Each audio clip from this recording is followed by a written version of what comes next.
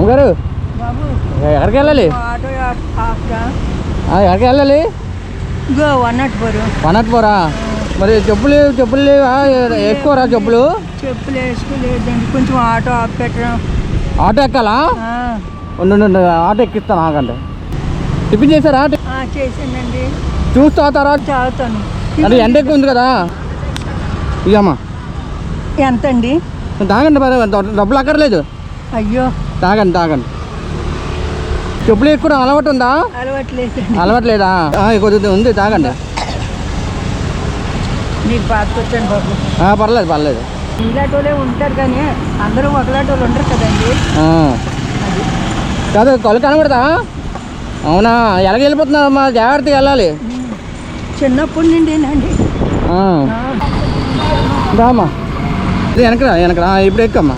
బాబు నీకు అంతకి తెలియకపోతే రిలయన్స్ దగ్గర ఆపి. పర్లేదు, నేను చెప్పానులే, అడ్రస్ చెప్పానులే. ఇది కర్ర ఎక్కుమ్మా.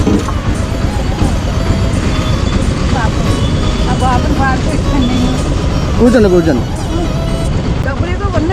పర్లేదమ్మా, పర్లేదు. పంపు ఉంది కదా, గుడి ఉంది కదా, అక్కడ దించండి. అర్జెంట్ పంపుతారా? అక్కడ ఆపేమంటున్నారు. నేను వచ్చేస్తాను ఈలోగా. అమ్మ డబ్బులు ఇచ్చాను, ఇవ్వకర్లేదు, నేను అక్కడికి వస్తాను.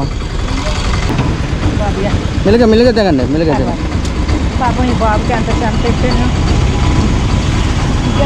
థ్యాంక్స్ అన్న. కొబ్బరి బండ అలాగే అటువైపు ఉంది. పర్లేదమ్మా, పర్లేదు. మీలాంటి వాళ్ళు హెల్ప్ అయిపోతే ఎలాగమ్మా? డబ్బులు ఏం కావాలమ్మా? కావాలంటే ఇస్తాను. అవసరానికి ఏదైనా చేరేది కొనుక్కో. చంద్రబాబు నాయుడు పెన్షన్ ఇస్తాడు కదా, మాకు ఎవరు పెడతారు? ఇక కొబ్బరి బండల దగ్గరికి దించాను.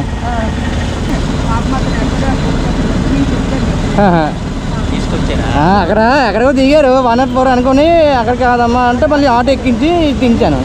అక్కడ దించి మళ్ళీ తీసుకొచ్చా. మళ్ళీ ఎక్కడ ఎటు వెళ్ళిపోతారో తెలియదు, రోడ్డు దాటిపోతున్నారు. మళ్ళీ బాధ కదా, మళ్ళీ కనుక్కున్నాను అందుకనే. పర్లేదు. జాగ్రత్తమ్మా, అక్కడికి బయటికి వెళ్ళకు.